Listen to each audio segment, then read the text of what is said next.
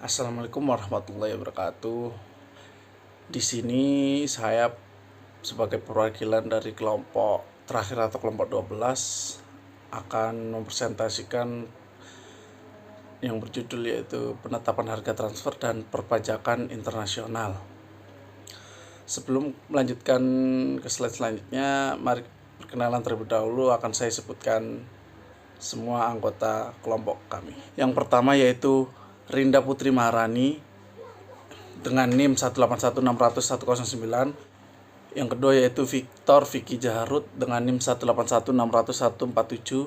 Yang ketiga saya sendiri yaitu Muhammad Irfan dengan NIM 181600189. Yang pertama yaitu keanekaragaman sistem pajak nasional. Pengelolaan yang efektif atas potensi pajak memerlukan pemahaman atas sistem pajak nasional yang sangat berbeda dari suatu negara ke negara lain. Keanekaragaman sistem pajak nasional antara lain yang pertama yaitu macam-macam pajak, beban pajak, sistem administrasi pajak, insentif pajak luar negeri, kompetensi pajak yang membahayakan, pemajakan terhadap sumber laba dari luar negeri, dan pemajakan ganda. Yaitu kredit pajak luar negeri, pembatasan kredit pajak, perjanjian pajak, dan yang terakhir yaitu pertimbangan mata uang asing. Dan yang kedua yaitu pemajakan terhadap sumber laba dari luar negeri. Beberapa negara seperti Prancis, Costa Rica, Hong Kong, Panama, Afrika Selatan, Swiss, dan Venezuela menerapkan prinsip pemajakan teritorial dan tidak mengenakan pajak terhadap perusahaan yang berdomisili di dalam negeri yang labanya dihasilkan di luar wilayah negara tersebut. Sedangkan kebanyakan negara seperti Australia, Brazil, Cina, Republik Ceko, Jerman, Jepang, Meksiko, Belanda, Inggris, dan Amerika Serikat menerapkan prinsip seluruh dunia dan mengenakan pajak terhadap laba atau pendapatan perusahaan dan warga negara di dalamnya, tanpa melihat wilayah negara mereka. Yang ketiga yaitu kredit pajak luar negeri. Kredit pajak dapat diperkirakan jika jumlah pajak penghasilan luar negeri yang dibayarkan tidak terlampau luas, yaitu ketika anak perusahaan luar negeri mengirimkan sebagian laba yang bersumber dari luar negeri kepada induk perusahaan. Di sini, dividen yang dilaporkan dalam surat pemberitahuan pajak induk perusahaan harus dihitung kotor atau gross up untuk mencakup jumlah pajak yang dianggap terbayar, ditambah seluruh pajak pungutan luar negeri yang berlaku. Ini berarti seakan-akan induk perusahaan domestik menerima dividen yang di dalamnya termasuk pajak terhutang kepada pemerintah asing dan kemudian membayarkan pajak tersebut.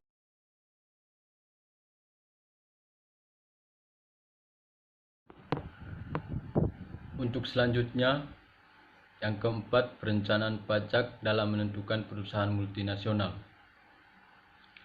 Dalam melakukan perencanaan pajak, perusahaan multinasional memiliki keunggulan tertentu atas perusahaan yang murni domestik karena memiliki fleksibilitas geografis lebih besar dalam menentukan lokasi produksi dan sistem distribusi. Fleksibilitas ini memberikan peluang tersendiri untuk memanfaatkan perbedaan antar yuris pajak nasional sehingga dapat menurunkan beban pajak perusahaan secara keseluruhan.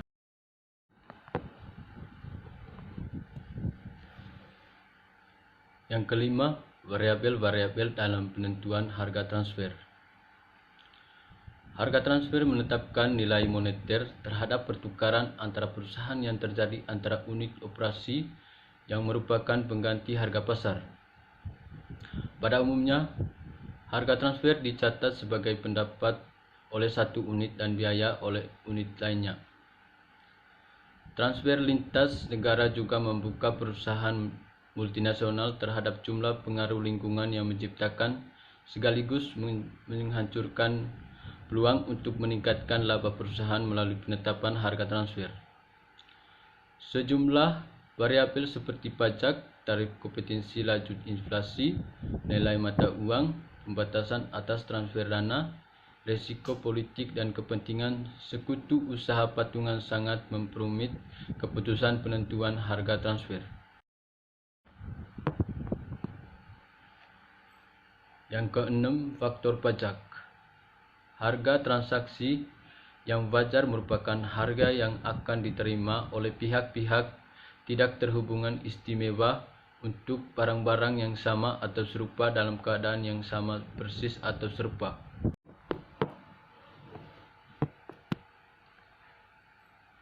Metode penentuan harga transaksi wajar yang dapat diterima. Yang pertama, metode penentuan harga tidak terkontrol yang sebanding. Yang kedua, metode penentuan harga jual kembali. Yang ketiga, metode penentuan harga biaya plus. Yang keempat, metode penelitian harga lainnya. Yang ketujuh, faktor tarif. Tarif yang dikenakan untuk barang-barang impor juga memenuhi kebijakan penentuan harga transfer perusahaan multinasional. Sebagai tambahan atas keseimbangan didefinisikan, perusahaan multinasional harus mempertimbangkan biaya dan manfaat tambahan, baik eksternal maupun internal. Tarif pajak tinggi yang dibayarkan oleh importer akan menghasilkan dasar pajak penghasilan yang lebih rendah. Yang kedelapan, faktor daya asing. Demikian juga halnya, harga transfer yang lebih rendah dapat digunakan untuk melindungi operasi yang sedang berjalan dari pengaruh kompetisi luar negeri yang semakin mengikat pada pasar setempat atau pasar lainnya. Pertimbangan daya saing seperti itu harus diseimbangkan terhadap banyak kerugian yang berkaitan sebaliknya. Harga transfer untuk alasan-alasan kompetitif dapat mengundang tindakan anti-trust oleh pemerintah. Selanjutnya yang ke-9 yaitu faktor evaluasi kinerja dan kontribusi akuntansi. Yang pertama, faktor evaluasi kinerja. Kebijakan harga transfer juga dipengaruhi oleh pengaruh mereka terhadap perilaku manajemen dan seringkali merupakan penentu kinerja perusahaan yang utama. Dan yang kedua, kontribusi akuntansi. Para akuntan manajemen dapat memainkan peran yang signifikan dalam menghitung keseimbangan dalam strategi penentuan harga transfer. Tantangan yang dihadapi adalah mempertahankan perspektif global pada saat melakukan pemetaan manfaat dan biaya yang berkaitan dengan keputusan penentu harga.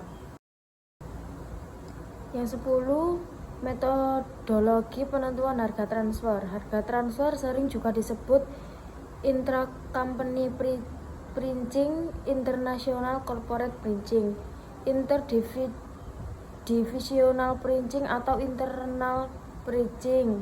Pengertian harga transfer dapat dibedakan menjadi dua, yaitu pengertian yang bersifat netral. Pengertian netral mengasumsikan bahwa harga transfer adalah murni merupakan strategi dan taktil bisnis tanpa motif pengurangan beban pajak. Sedangkan motif peyoratif mengasumsikan harga transfer sebagai upaya untuk menghemat beban pajak. Dengan taktik antara lain menggeser laba ke negeri yang tarif pajaknya rendah. Harga transfer dapat didasarkan pada biaya selisih kenaikan atau harga pasar. Pengaruh lingkungan atas harga transfer juga menimbulkan sejumlah pertanyaan mengenai lingkungan atas harga transfer juga menimbulkan sejumlah pertanyaan metodologi penentuan harga. Prinsip wajar atau harga transfer antar perusahaan dengan mengandaikan transaksi terjadi antar pihak yang tidak berhubungan istimewa di pasar yang kompetitif. Yang ke-11, prinsip wajar jenis perusahaan multinasional yang umum adalah operasi integrasi analisis perusahaannya berada dalam kendali yang sama serta berbagai sumber dan tujuan yang sama. Kebutuhan untuk mengumumkan laba kena pajak di negara yang berbeda berarti perusahaan multinasional harus mengalokasikan pendapatan dan beban antara analisa perusahaan dan menentukan harga transfer untuk transaksi antar perusahaan. 12. Perpajakan internasional. Perpajakan internasional mengenal asas-asas tentang domisili country dan source country. Disebut domisili country apabila negara tempat tinggal wajib pajak. Domisili country menganut asas domisili yang mengenakan pajak penghasilan atas dasar asas domisili. Apabila wajib pajak melakukan transaksi dan memperoleh laba di negara tempat tinggalnya, dan kemudian dikenakan juga pajak penghasilan laba tersebut atas dasar asas domisili. Maka wajib pajak tersebut akan dikenakan pajak 2 kali, yang pertama oleh source country dan yang kedua oleh domisili country. Negara-negara yang tarifnya pajaknya rendah atau sama sekali tidak mengenakan pajak atas penghasilan disebut sebagai negara surga pajak. Demikian presentasi dari kelompok 12. Kurang lebihnya mohon maaf. Wassalamualaikum warahmatullahi wabarakatuh.